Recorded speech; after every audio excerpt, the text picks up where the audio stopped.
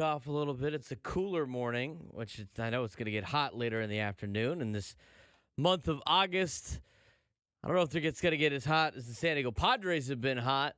San Diego Padres have been red hot, and that's obviously where we're going to start today's show, talking about Padres baseball.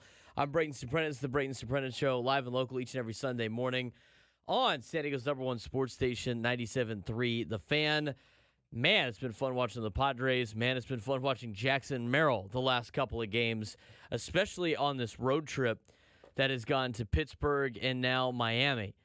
During this kind of stretch, the Padres have now won 16 of their last 18 games, a feat that the Padres have never accomplished in their history. They've never won 16 of 18 or 16 games in an 18-game span before in their history of the franchise. They have been playing the best ball that they have played all year. They keep racking up wins. They keep coming back from behind and being able to accomplish this little run that they have been on and have put themselves, if you look at all the standings, in great position, not only for obviously making the playoffs in a wild card spot, but even potentially winning the division, as they're only 2.5 games back behind the Los Angeles Dodgers. They got a 4-game lead in the wild card. And you start looking at the standings in terms of top to bottom, looking at just the National League, the Padres are 3.5 games back behind the Phillies for the best record in the National League. That would be something. I mean, you got to work your way up the ladder. They still have the Brewers, who are 2 games in front of them, and the Dodgers, obviously, as we mentioned before, 2.5 games in front of them, in between themselves and the Phillies. Don't want to get overzealous, but that's just how good the Padres have been playing on this winning streak. They're going to try to win their 8th straight game this afternoon, or should I say this morning, as we will get you some Padres and pancakes, as Sam Levitt likes to put it, on the Eco Water SoCal Padres pregame show, which is going to be coming up right after this show. But the Padres, 7 straight wins. They're 9-1 in their last 10. And they have climbed the leaderboard very quickly over the last couple of weeks, again winning 16 of their last 18 games. 2.5 behind LA in the division, 3.5 behind Philly in the National League. And by the way, just for S and gigs, they're 4 games back behind Baltimore for the best team in Major League Baseball. That's a pretty remarkable stretch that they have been on in the second half of the season, or the ceremonial second half of the season. The Padres, going into their first 100 games, they were 50-50. For the longest time, we kept saying, and I had it in the open for Annie and Elston, about how the Padres were just always around 500. They'd go on this nice little stretch, and then they'd go on a bad losing streak. They'd win 5 straight, they'd lose 5 straight. They'd win 12 out of 14 or whatever it was, then they'd lose, 11 out of 15. And it was just kind of the roller coaster up and down for the majority of the season. And right now, they've been really able to hit their stride. They've had the best record in the second half, the ceremonial second half of the season, by a large margin. And from a team that was 50-50 at the 100-game mark, they're now 66-52. Padres have drastically improved their playoff odds. They're now, according to Baseball Reference, a 94.5% chance to make the postseason, and they have now upped their World Series percentage to a 6.8 percentage to win the World Series, which is really remarkable. A team, as I mentioned before, after Game 100, losing to the Cleveland Guardians 7-0, the first game of the ceremonial second half, to drop to 50-50, have won 16 of the last 18 games by taking 2 out of 3 from Cleveland, by sweeping Washington, 2 out of 3 from Baltimore, sweeping the Dodgers, 2 out of 3 from Colorado, sweeping Pittsburgh. Now, definitely at least 2 from Miami, trying to make it a clean sweep against the Marlins before playing Pittsburgh and Colorado one more time. Everything is turning up Padres right now. But It is still got some time. We're going through the dog days of the summer, trying to navigate through August before you get to September. And September, schedule changes a little bit more for the Padres. It gets a little bit more difficult in the month of September for San Diego. September starting off with Detroit, but they got to play San Francisco, who is now right there in contention for a playoff spot. Seattle, San Francisco again, Houston. They do get a break with the White Sox. Then they got the Dodgers in Arizona to finish the year. So even though everything's working out well right now, it's not necessarily guaranteed that it'll be the same spot in the next couple of weeks. I mean, this thing is ever changing. If you look at the National League wild card, it's the San Diego Padres at the top of the leaderboard with a plus 4-game lead on the Atlanta Braves, who hold the 3 spot. In between is the Arizona Diamondbacks. They're 1 game behind the Padres, 3 games up on Atlanta. The Braves won last night, and the Mets lost. That flipped them in the standings. So as I mentioned before, Atlanta comes in at number 3 in the wild card. New York is 4. San Francisco has now played themselves into the 5 spot. They're a game and a half behind Atlanta for a playoff spot, followed by St. Louis, who's 2 games out. And the Chicago Cubs, now 1 game under 500, have moved themselves to 3.5 games behind Atlanta. Pittsburgh's been struggling as of late, as we mentioned before, with the Padres going to Pittsburgh and taking all 3 games. They have now dropped the first 2 games in Los Angeles, and the Pittsburgh Pirates are probably coming back down to earth. Paul Skeens pitched yesterday. He got hit around a little bit more than he is used to. All of a sudden, his 100-mile-an-hour fastball pitches are decreasing in terms of the amount that he has been able to throw. I think it went all the way down to like 4. So I don't know if they're trying to preserve his arm. I don't know if they told him to ease up a little bit because we got to try to make it through the year. And when you throw at that kind of speed with his delivery, it puts a lot of pressure on that arm. And that's going to be something to look for the Pirates in the future. But it looks like Skeens is starting to slow down. The Pirates are starting to slow down. And not only are the Padres red hot, but Jackson Merrill is hotter than hot right now. I mean, you can't make up all of the clutch stats that he has been able to accomplish just in the last week alone. I mean, I think there was Giannis on Twitter put out a highlight tape of all of the times that Jackson Merrill has been clutch this season, and the thing's like 2 minutes long. I mean, this is not out of the ordinary for him to come up in the eighth or ninth inning and either hit a game-winning home run or a game-tying home run or a game-tying base hit or a game-winning base hit. He's been beyond clutch for the San Diego Padres throughout the season. And then in this last week, if it wasn't really for Jackson Merrill, who knows where the Padres would be right now in the standings. He had the comeback victory against the Dodgers 2 weeks ago, or a week and a half ago. And then on this road trip against Pittsburgh, he gets the game-tying home run, his second home run of the game.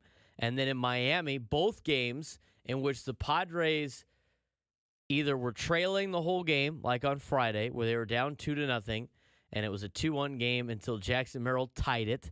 And then in yesterday's game, where the Padres had a lead, got roughed up a little bit, and then all of a sudden, Jackson Merrill, after a nice little rally there late in the ball game, Jackson Merrill with a runner on first and a 2-run homer to tie the ball game up at 8 apiece before the Padres ended up winning the thing last night in extra innings. All within 1 week. And I don't know what other teams are telling their pitchers to throw at Jackson Merrill, because they continue to throw fastballs at a guy that hammers fastballs. I mean, look at the 2 home runs he hit in Pittsburgh. The ones in that comeback game in Game 2 of that series. He got from, I forgot who their starter was the first day, but in the starter who was the soft throwing, what was that, Marco Gonzalez or something like that? He threw him an 88-mile-an-hour pitch right down the middle. Right down the middle. And the guy hammered it for a home run. And then later in the game, David Bednar goes 98 right down the middle. I don't understand what these teams are trying to accomplish against Jackson Merrill. You go through and look at the majority of his clutch hits. They're trying to blow a fastball past a rookie who has been in the league now long enough, and you've seen enough of this guy where you know he destroys fastballs. If it's in the middle or inside, he's going to hammer that thing. Even away. I mean, he's a fastball hitter. He's been tagging fastballs, and teams continually try to throw a fastball by him. I don't understand. The only time that they did it that I noticed was Calvin Fauché, the Hilltop Lancer, the UC Irvine Anteater from Southern California, who is now the Marlins closer because everybody left. He was the only guy that didn't just pipe a fastball right down the middle against this guy. I couldn't believe it. I don't understand the team's philosophies going against Jackson Merrill. They continue to try to test him with a fastball like it's the first month of the season. That's what the first month is for. The guy has proven he can hit a fastball. He hit the sweeper out last night, which had some movement, Bender, but he leaked it. He left it hanging over the heart of the plate. And I will say this about Jackson. It's going to sound like I'm making excuses, but here's the thing about Jackson Merrill. Guy doesn't miss mistakes. Really good hitters and great hitters do not miss mistakes. And he didn't miss a mistake. He got a sweeper hanging yesterday, and right before that home run happened, I told my friend, I'm like, if he hits a home run here, I'm going to lose my mind because of how clutch he has been in the last couple of weeks. It's been remarkable. I mean, he has kind of filled the void of Fernando Tatis Jr.'s absence to the point where when Fernando comes back, having him in the lineup as well is going to make this lineup a really competitive lineup even more than it already is. And a big reason why that percentage to win a World Series continues to increase on the Baseball Reference page. I mean, you still got over a month and a half, and probably just more than that, probably a month and, 3/4 of a month to finish out the rest of the season before you get to a playoff spot. But in the playoffs, the Padres have a playoff caliber roster. And I said this on Andy and Elston, and I'll say it again today. When the Padres finished up their trade deadline and you saw what they assembled, mixed with the way that they were playing and mixed with the way that the lineup had been constructed with not only the trades, but you got the bullpen now. You got a good enough starting rotation. You got good bats in the lineup. You got production out of Manny, which you knew was going to happen. Bogaerts comes back from injury and ends up going back to almost vintage Xander Bogaerts form. He's been great since coming back. All the pieces that were supposed to help carry the team are starting to do that. The role pieces are playing, and everybody continues to contribute to this team. You have a lot of depth on this team. You got guys like Solano coming off the bench. I mean, when you got guys that are veterans coming off the bench and you got veterans in different spots, I mean, you got a good mix with Peralta and Solano. You got your core players, right, that you signed to contracts with Jake Cronenworth and Manny Machado and Xander Bogaerts, and hopefully Fernando comes back. You got a good mix of young players, specifically Jackson Merrill, who's playing his ass off to show that he belongs in Major League Baseball. You got good starting pitching. I don't necessarily know if I want to dabble in great starting pitching, but you got good starting pitching and serviceable starting pitching. A lot of arms. You got veteran arm in Martin Perez now. You got a great pitcher and really an ace in Dylan Cease. Michael King has been good this year. Whether or not he can hold up with the amount of innings that he has been able to pitch. Matt Waldron, you couldn't have asked for a better season out of Matt Waldron. And even though his last couple of starts haven't been great, I mean, he has just weathered the storm for you while Yu Darvish and Joe Musgrove have been on the injured list. I mean, you've put together a really good team and a really good roster for a year that you were supposed to try to cut some payroll, which they have, and has been able to really balance the money and the spending. I mean, I think, say what you want. I said this last week. Say what you want about A.J. Preller, and he has made a lot of mistakes in his 10-plus years of running this ball club. And he has done a lot of things wrong, and he has had multiple opportunities, and he has had more opportunities than most general managers will have in any sport. But the job that he has done this year, the job that he has done this season with having to stay underneath the competitive balance tax, not being able to sign a lot of free agents, with some aging veterans, with injuries all over the place, he has been able to construct a lineup and a roster that is honestly built for a World Series run. And I know it's high right now. I know that level is, it's at the vibes are high. Vibes are high because they continue to win and they're on that hot stretch. And eventually, I mean, they're not going to be able to keep this up for the entire month and a half. Because again, as I've said before, and I said at the beginning of the year, most teams in Major League Baseball play about 500 and then go on a couple of runs. The good teams go on great runs. The bad teams go on poor runs. But most teams play at a very, very much a 500 mark. I mean, I said it last week. The difference between good and great, or even great and elite, is razor thin. Think about the difference between the Padres in one-run games and extra inning games last year and the Padres in one-run games and extra inning games this year.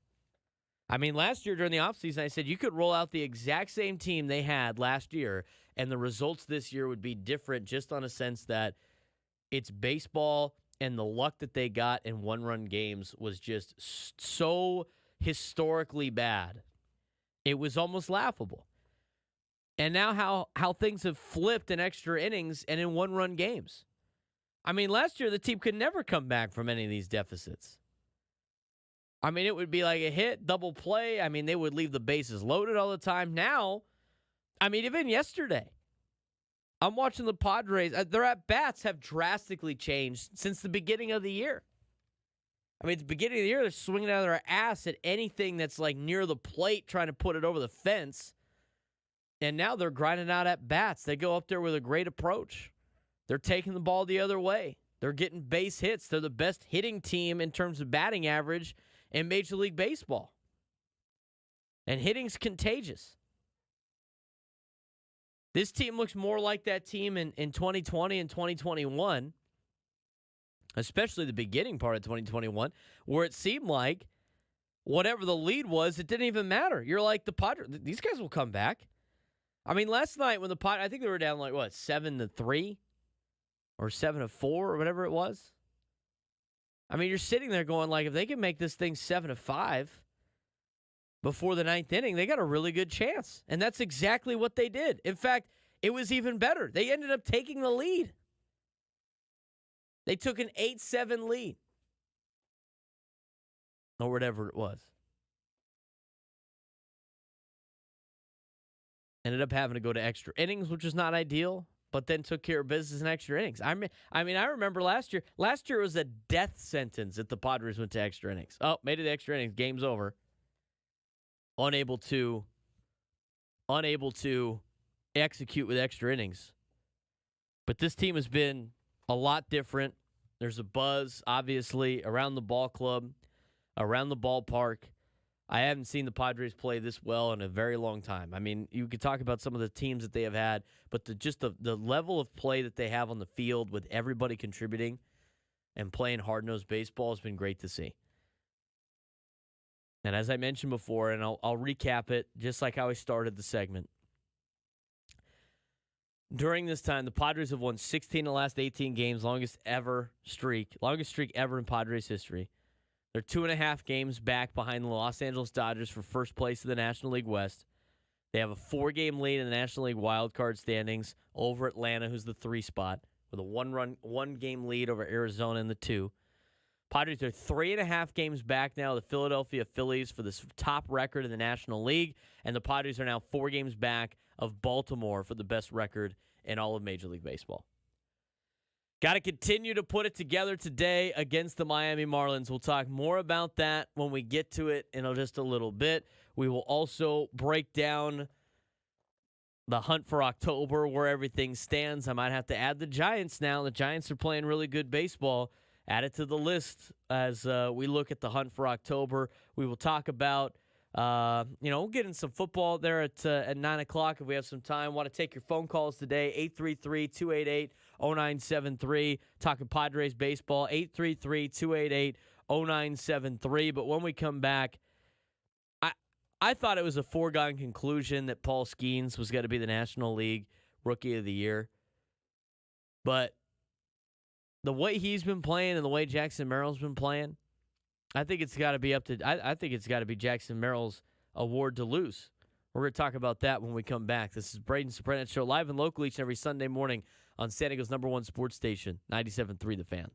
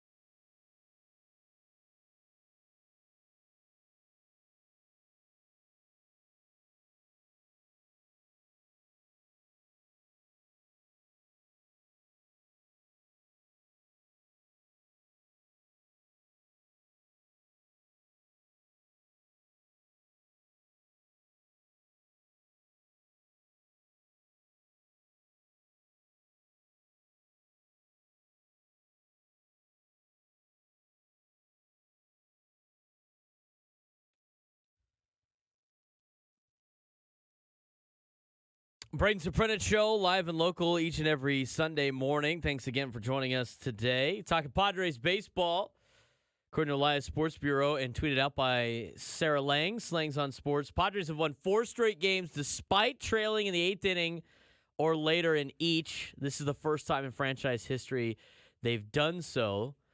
The Giants had a 4-game such streak in May. This is the first season ever where 2 teams have won 4+ straight games despite trailing in the 8th inning or later in each. That's pretty remarkable, actually.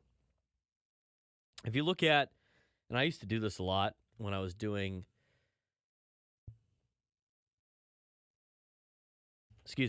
when I was doing the Padres pre- and post-game show, and I'll be filling in for Sam Levitt coming up in a couple of weeks on August 24th and 25th when the New York Mets come to town. So be sure to come out and say hi to me at the loft at the Western Metal Supply Company building. But you look at the game notes. When I was looking at game notes like every day, and I guess I do this a little bit when I do play-by-play for USD baseball. It's a little bit different in college just because, college is a wild card with arms and everything. But you start looking at one of the hardest segments to do in a pregame show for baseball is keys to the game. It's got to be the hardest segment to do because it's not like football where you play once a week and there's a different matchup every week, right? And you're not playing the same team over and over again 3 straight times, and you could be like, the Dallas Cowboys like to run this cover 2, and the Baltimore Ravens can exploit that cover 2 by running this scheme that they run, whatever. I mean, there's different things that you could break down or different individual matchups that you could break down. For baseball, it's like it's the same thing every day. I mean, you could talk about got to attack the bullpen. Their bullpen's not very good. And, that's it. I mean, there's not a lot that you could really break down when it comes to keys to the game. And I remember looking at, some of the keys would be like the Padres record when. And if you start looking at it with, not only I was looking at the Padres game notes, but looking at every other team's game notes, the Padres record when they lead after blank. For most teams, if you have the lead after 6 innings, you win in baseball. I mean, look at most of the game notes. Unless you're like someone really bad, like the Chicago White Sox who have blown 29 saves.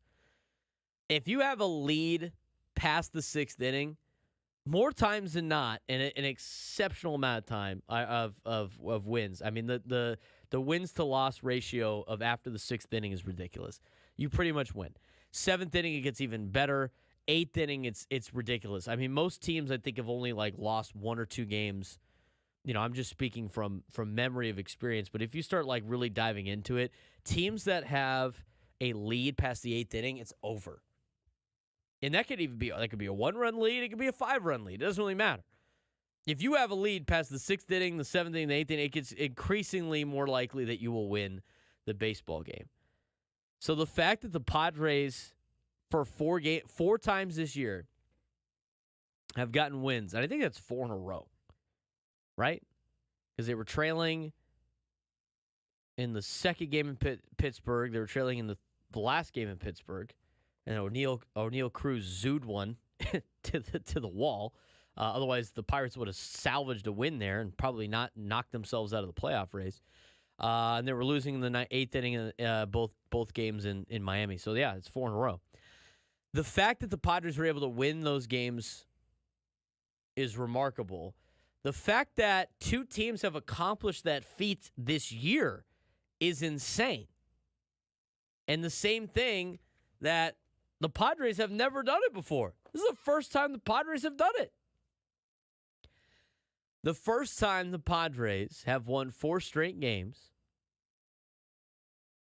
in which they had trailed in the 8th inning in each of those games. And what happened in all those games?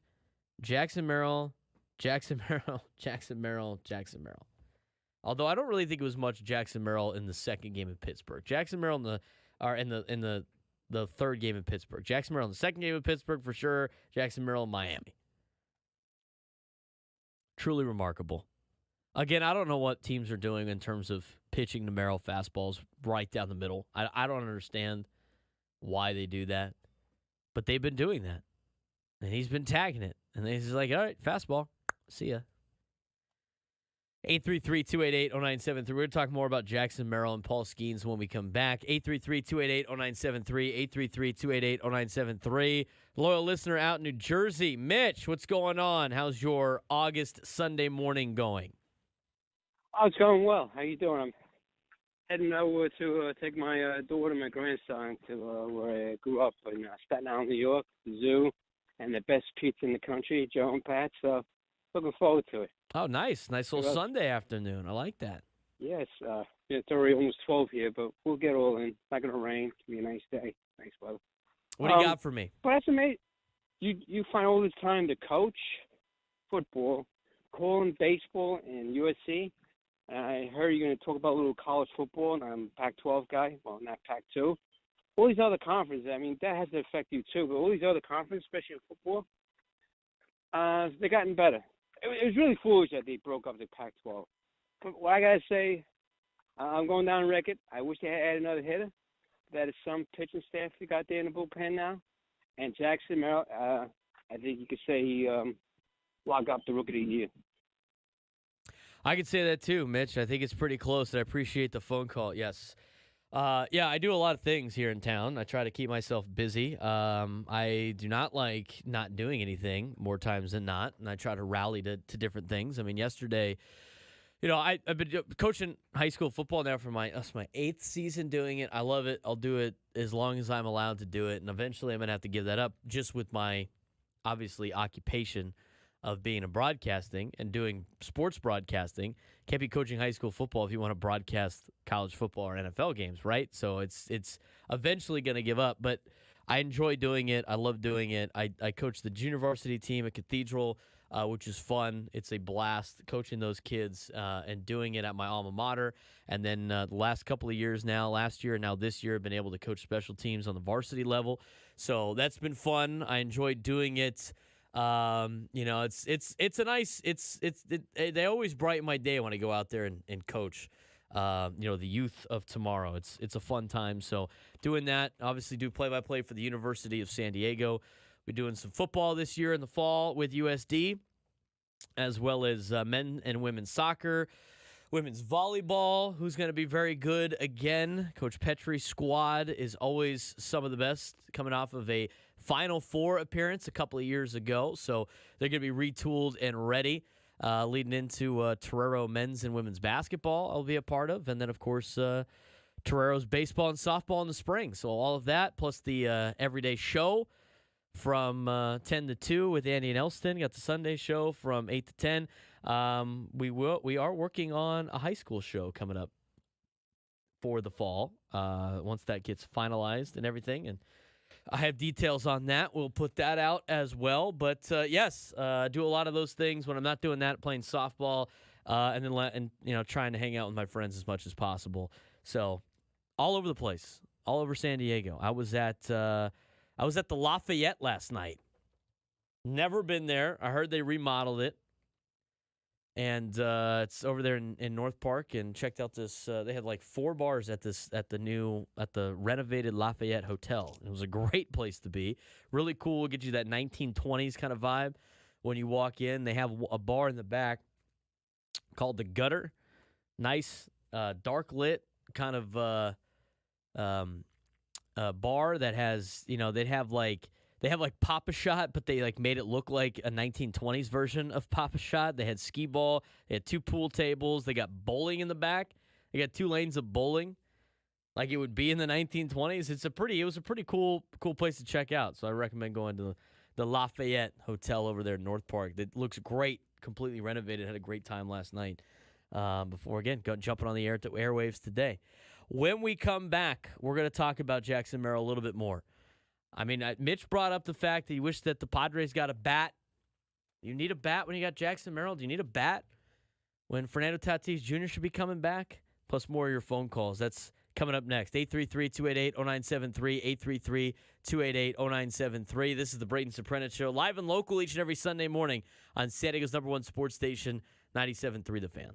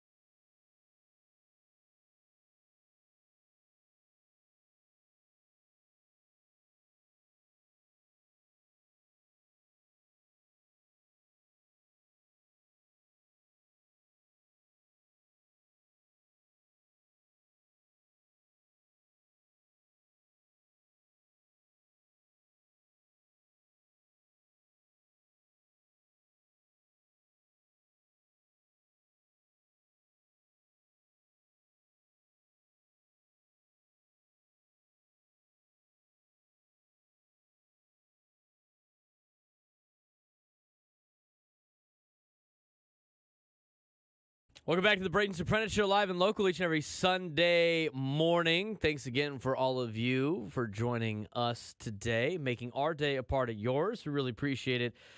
On this Sunday, Padres red hot, Jackson Merrill red hot. Paul Skeens got hit around a little bit yesterday, and his fastball usage in terms of how many times he has thrown it over 100 miles an hour has significantly decreased, to the point where it was like 100 pitches down to 45 pitches down to 4 pitches last night, in which he clocked over 100 miles an hour.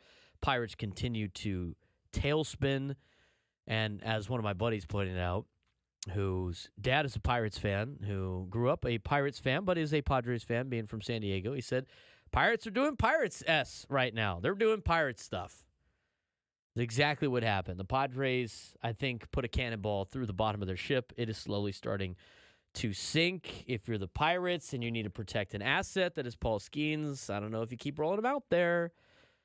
And we'll look at the comparison in just a little bit. I want to get to your phone calls, though, 833-288-0973, 833-288-0973. Before I get to that, I do want to mention Kevin Acee pointed this out. We talked about the 16 of 18 that the Padres have won.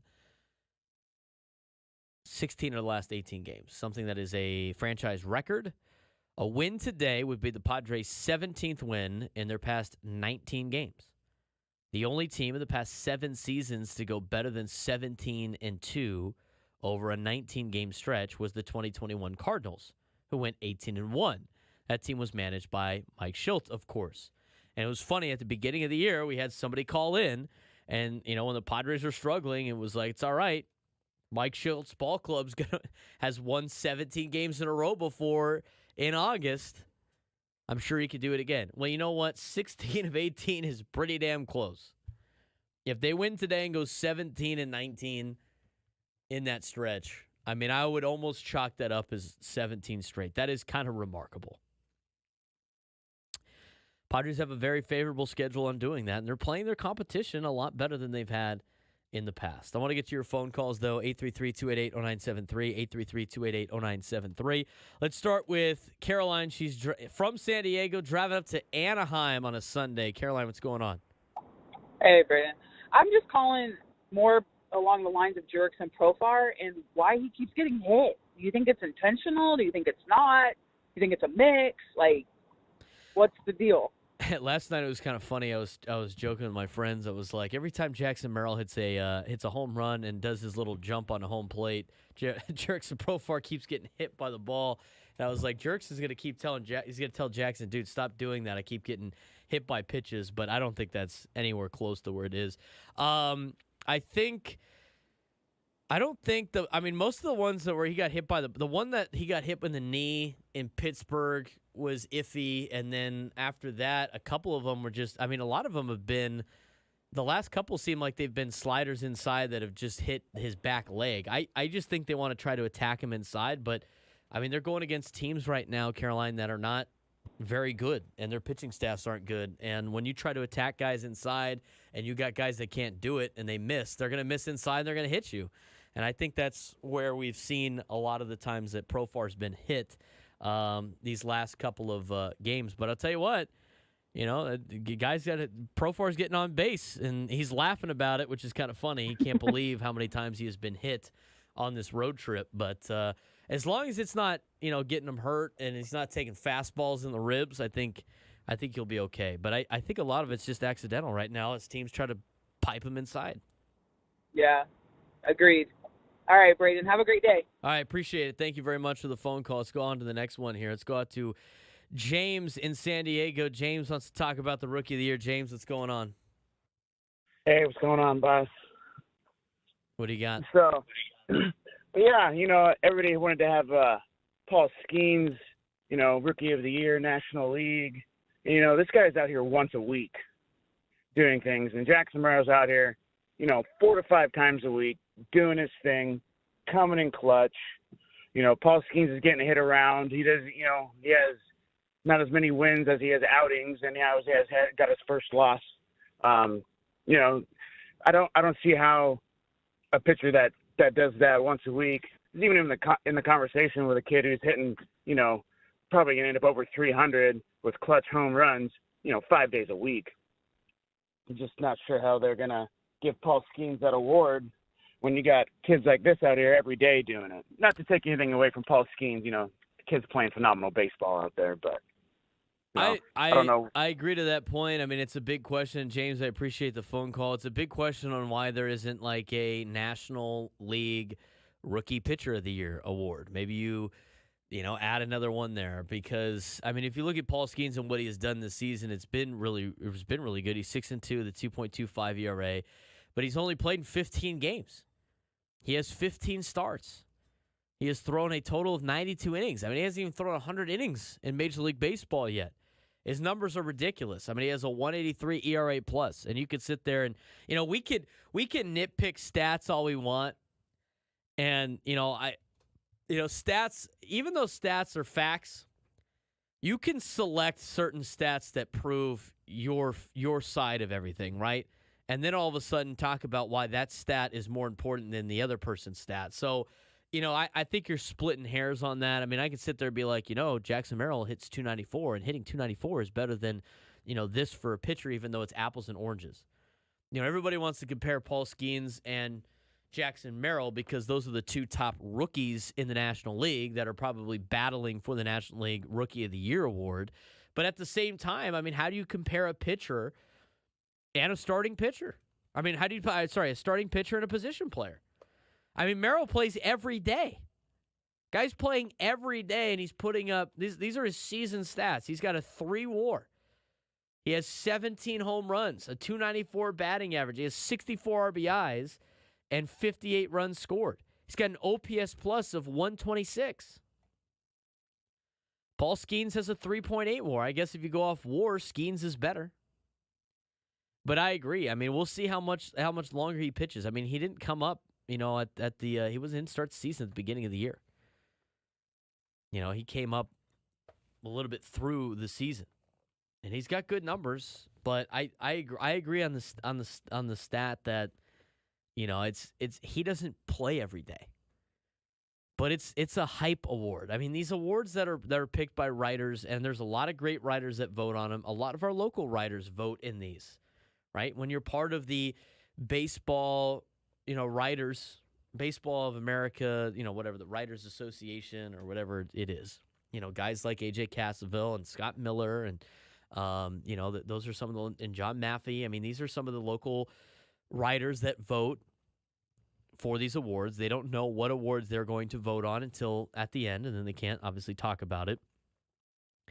But a lot of it is hype. I mean, let's talk about this. I mean, Jackson Merrill is very popular out here on the West Coast, but if you start looking at, how they evaluate and how they rank some of these players, I mean, they had Jackson Merrill ranked in the latest National League. This is according to ESPN.com. This is 3 days ago.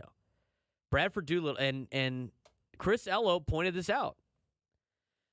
But they have Jackson Merrill as the 6th best option for Rookie of the Year, one spot above Matt Waldron at 7. They have Paul Skeens at 1. They have Mason Wynn for the Cardinals at 2. Shota Imanaga at 3. Michael Busch of the Cubs at 4. Tyler Fitzgerald at 5. Tyler Fitzgerald's had a good year, but he's just starting to come on. Jackson Merrill, Matt Waldron, Yamamoto of the Dodgers, Brian Hudson, Jacob Young. I mean, that's in order. They have Merrill at 6.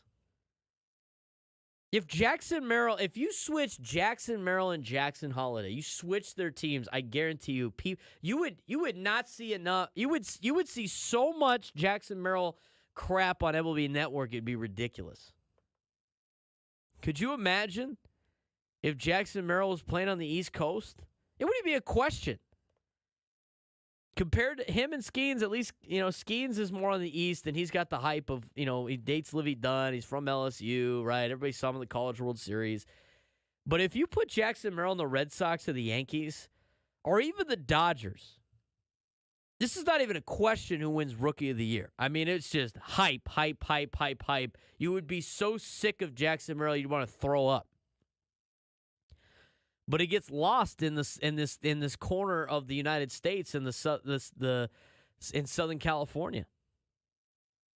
I mean, Mason Wynn, number 2, over Jackson Merrill. Jackson Merrill listed as the 6th best rookie in the National League. That is, like, beyond frustrating.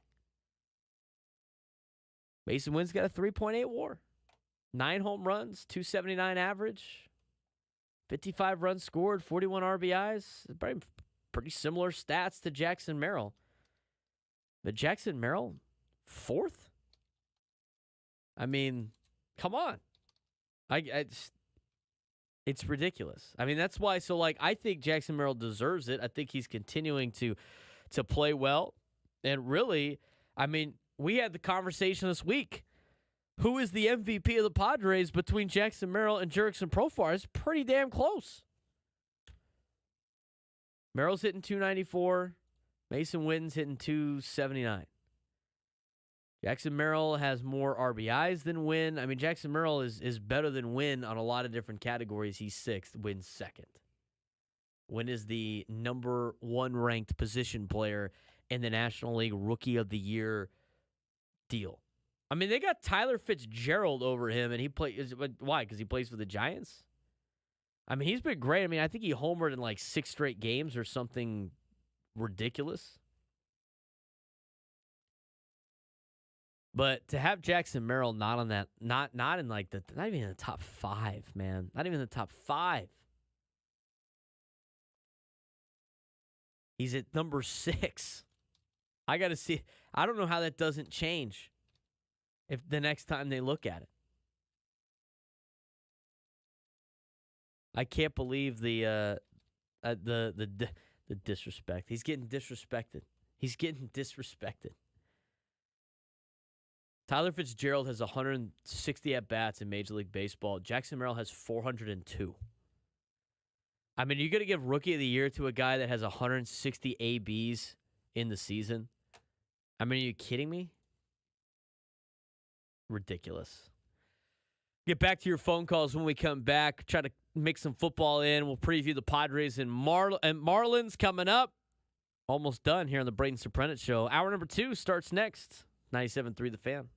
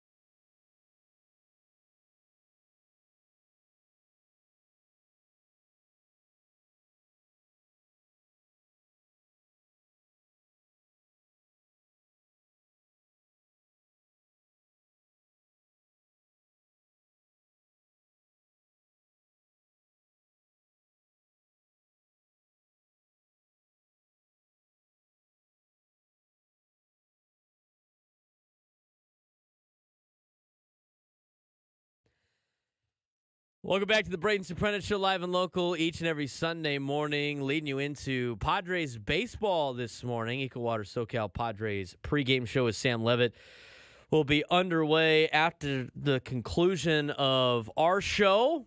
Sam Levitt is here. He was setting up his equipment during the break, talking about Rookie of the Year and how ridiculous it is on the on ESPN.com. I guess the excuse for Bradford Doolittle is he put it together based on war. War. And Mason Wynn has a higher war than Jackson Merrill. So, the war. That's what it is.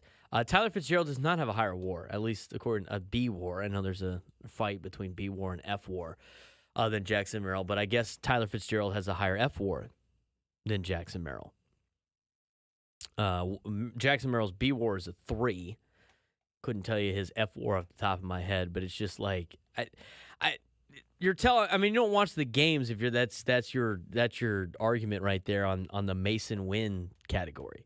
I mean, to me, the guy is like almost an MVP caliber player on a team that has won 16 of the last 18 games, that is now 4 games off the top of being the best team in Major League Baseball. 4 games off the pace of being the best team in Major League Baseball. And I know it's hot. They're hot right now. Vibes are high.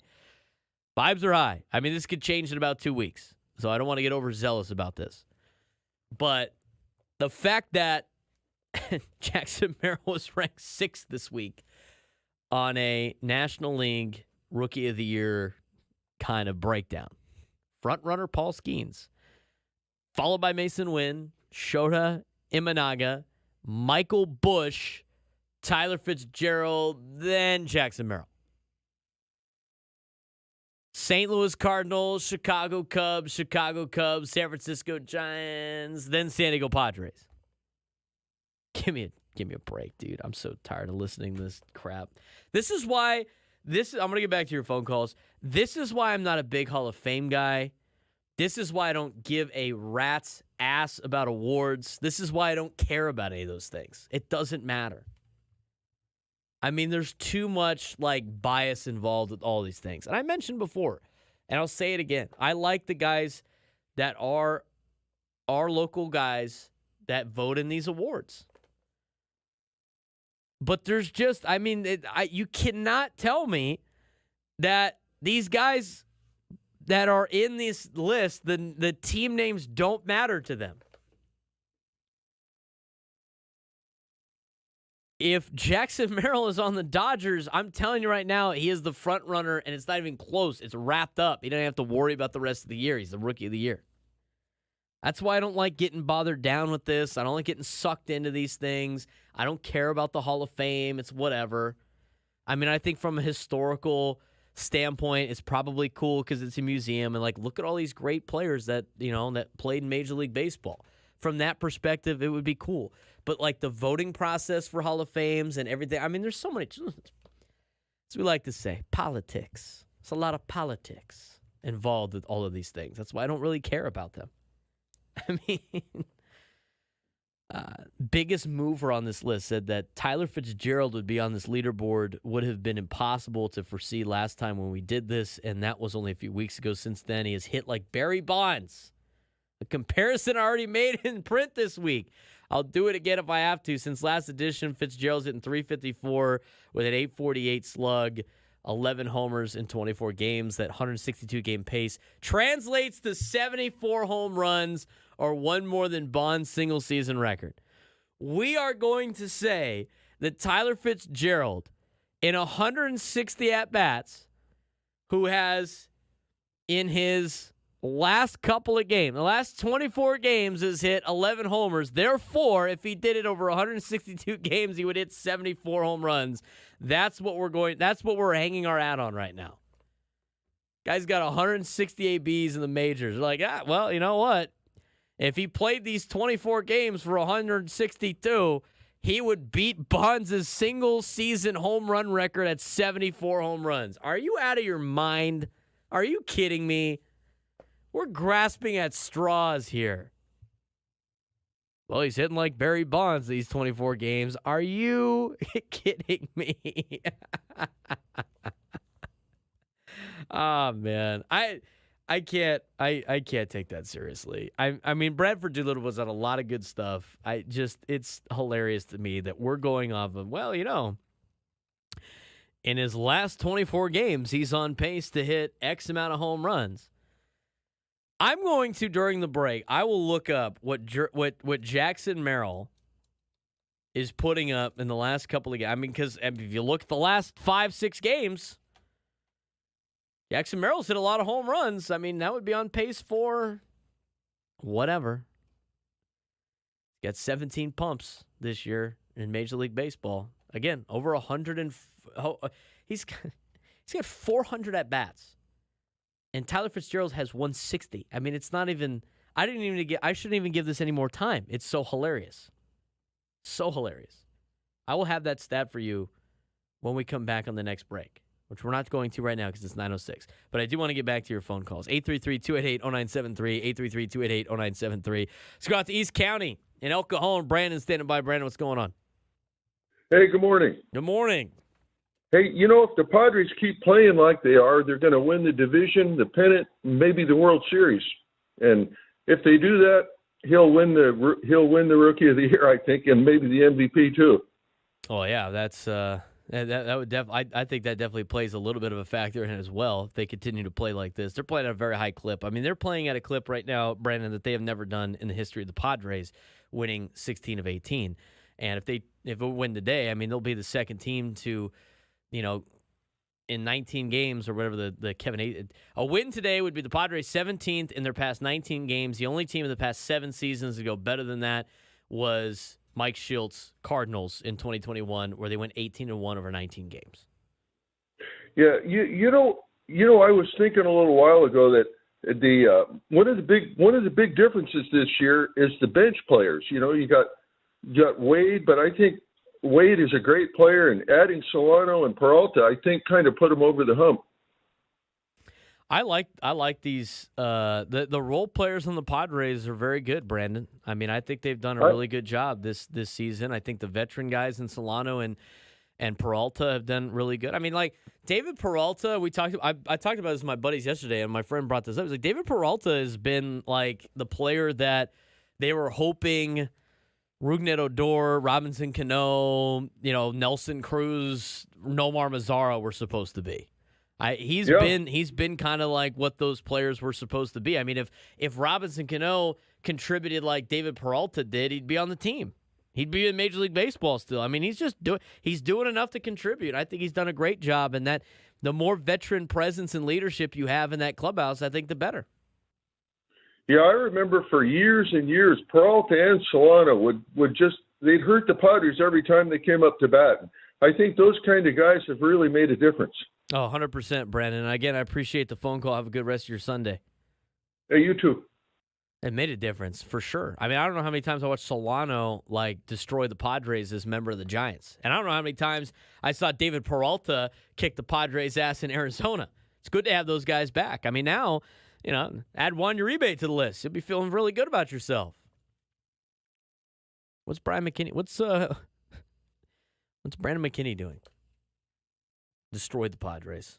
There's a lot of Padre killers out there. Let's just make a team of Padres killers. Because if they're on our team, they can't hurt us, right? They can only help us out. 833-288-0973, 833-288-0973. Let's go down Chula Vista. Kevin standing by. Kevin, what's going on? How's your Sunday? Hey, good morning, Braden. Great topics here. I wanted to talk about Fernando second. I'm going to talk about Jackson Merrill first. A couple of the arguments that I don't hear being made hardly at all in favor of him being the number one rookie this year is the fact that this kid jumped 2 levels to get here overnight. And on top of that, then they asked him to do a major position change. And it's not like you're going from, shortstop to first base. You're going shortstop to center field, one of the more difficult positions to play based upon the differences in ballparks, et cetera.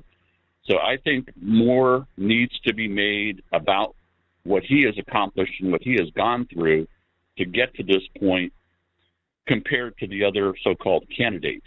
So I'd lift that up to you all to keep that at the front of the argument, because it basically takes away all the rest of the bluster from the others. They didn't do this. What this kid did and has done is beyond unique.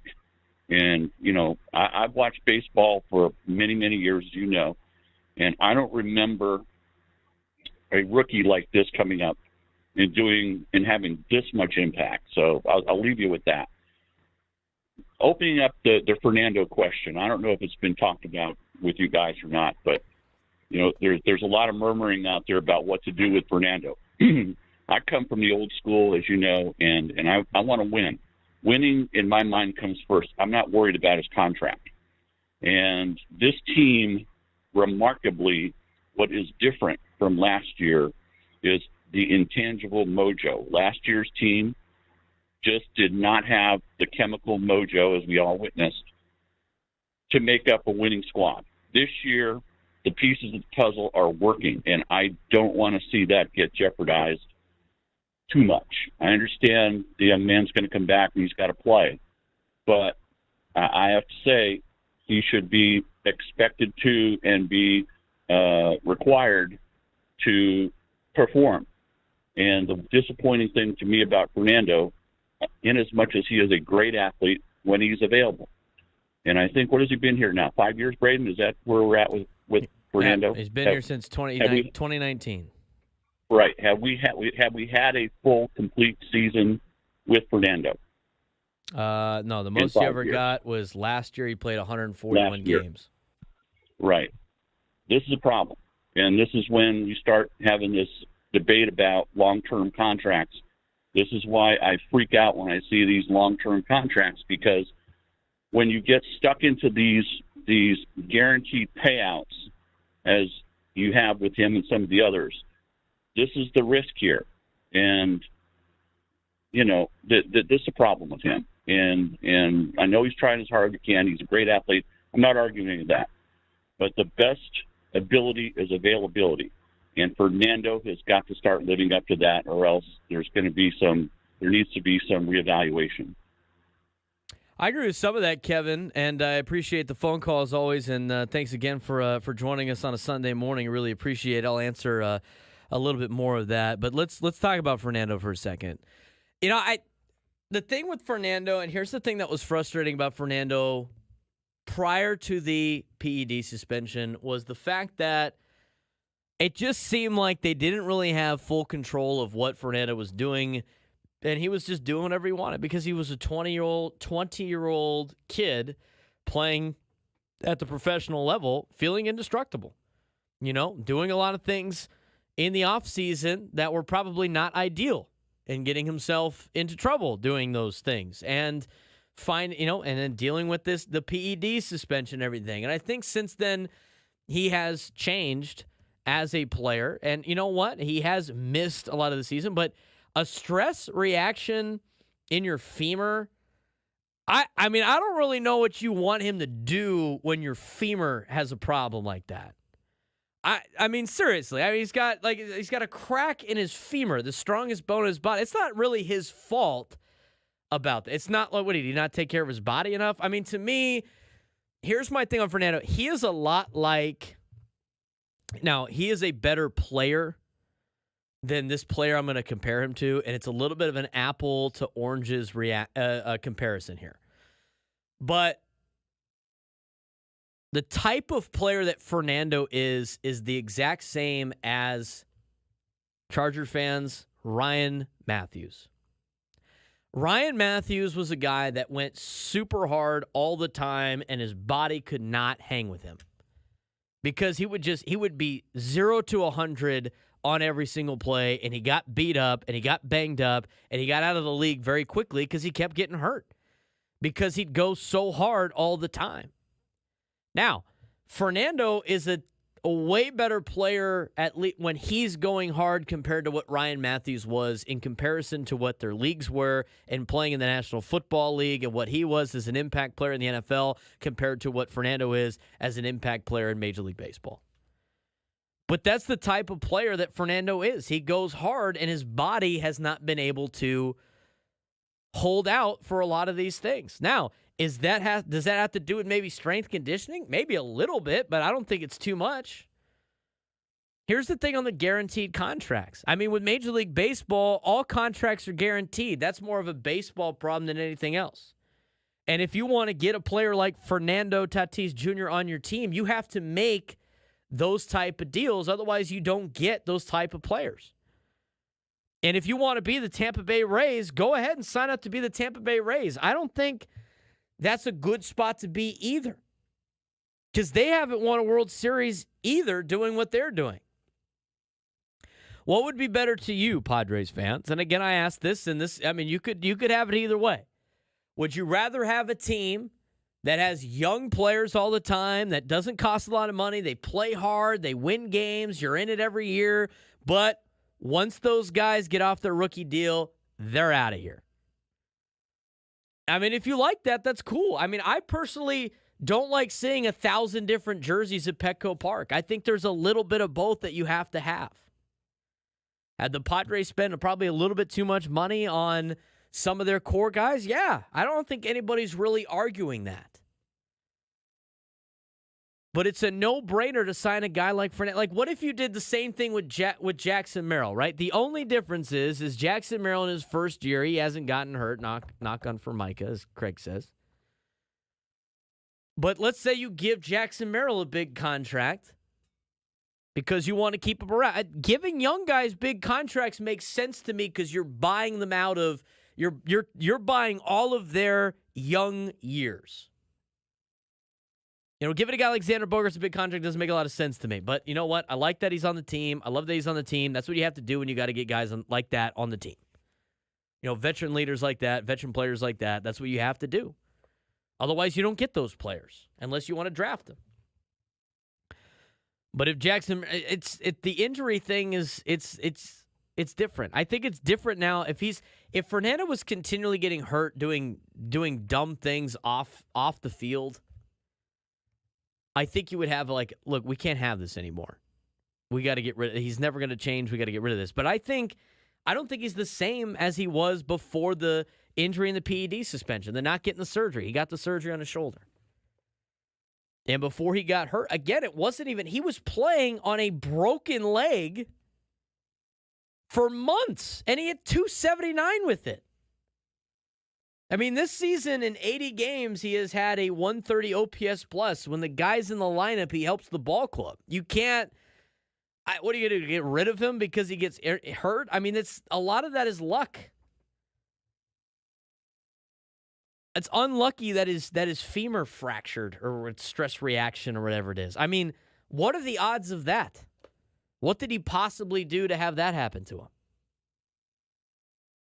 Pre-PED suspension, Kevin, you got a point. Post-PED suspension in this year, he played 141 games last year. Some of that was the PED suspension, but aside from that, he made it through the entire year without getting hurt. And then this year, I think it's a little bit of bad luck.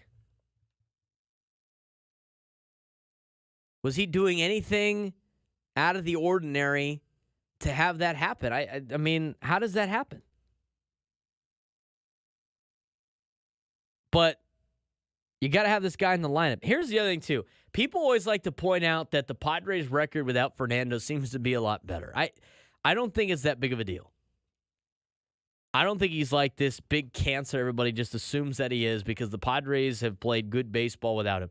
The Padres played great baseball with him in 2020. And they played great baseball with him in 2019. But until that guy's femur heals, you're going to have to wait for him to come back. I mean, hopefully he can make it through an entire season next year. He's only 25. He'll be 26 next year. Here's the thing. If you get... Now, I got to take a break because we got to get up to the Eco Water SoCal Padres pregame show. If you make a run to the World Series while he's on the team during his prime years, or if you get full seasons out of Fernando in 26, and when he's 26, 27, 28, 29, in 2 or 3 of those seasons, it's worth it. It's worth it. The guy goes hard. He goes harder than his body can keep up sometimes. So it's kind of a hard spot of, do you want him to go that hard? The answer is yes. But do you want to take it off and be like, hey, you got to slow down? I mean, that's why he's the player that he is. That's why I like the Ryan Matthews comparison. Ryan Matthews was a great running back, but his body could not take the beating of doing what he was doing at the NFL level. And Fernando goes hard, and his body can't keep up with it. At least his, young 20s body, and we'll see what happens when he starts getting some man strength and starts building up a little bit more. Want to get back to your phone calls, 833-288-0973. We'll take your phone calls when we come back, leading into Equal Water SoCal Padres pregame show with Sam Levitt right here on San Diego's #1 sports station, 97.3 The Fan.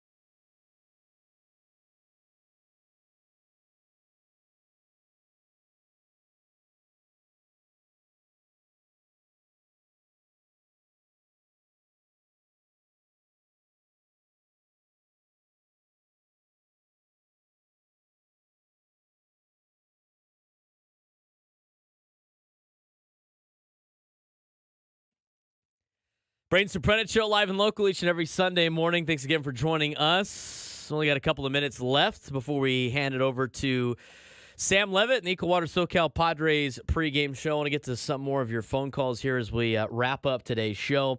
833-288-0973. 833-288-0973. Let's go out to Lakeside where Luke's standing by. Luke, what's going on?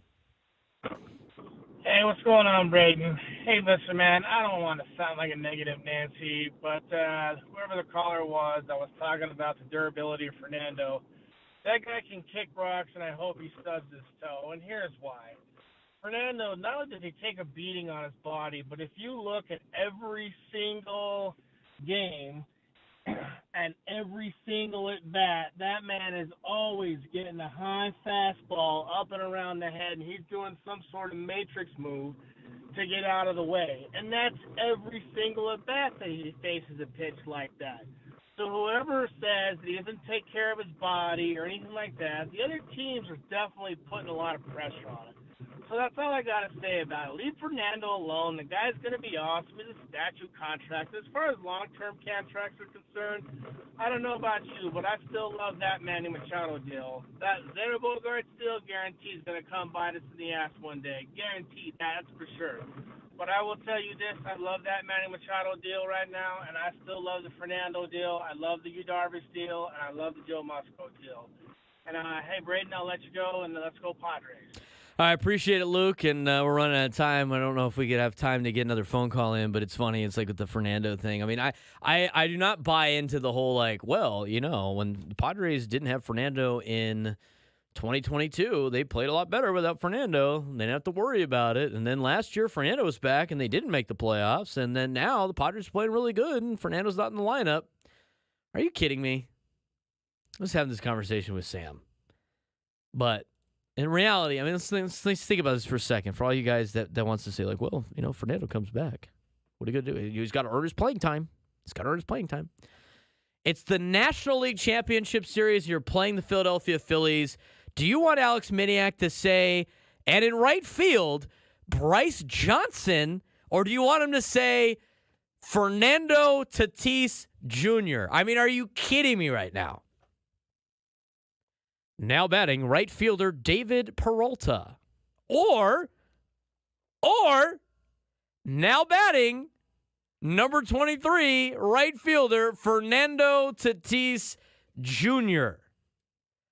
I don't know about y'all, but I would much rather have Fernando in right field than Bryce Johnson or David Peralta. Maybe that's just me. I don't know. I feel like that's... Maybe I'm going on a limb here, but I feel like that's probably the better option for the Padres. Bryce Johnson, who got cut by the Giants, or the guy we gave $350 million to. He's 25 years old. I don't know. I'll let you guys decide. You could talk to Sam about it. But if I'm the manager, hot take here. I'm writing Fernando's name in the lineup. I am. I'm Braden Surprenant. It's been the Braden Surprenant Show. Thanks again for joining us on a Sunday. Coming up next, the Equal Water SoCal Padres pregame show with Sam Levitt. Padres baseball try to win their 8th straight game. So they play the Fish today. We'll talk to you guys next Sunday. 97.3 The Fan.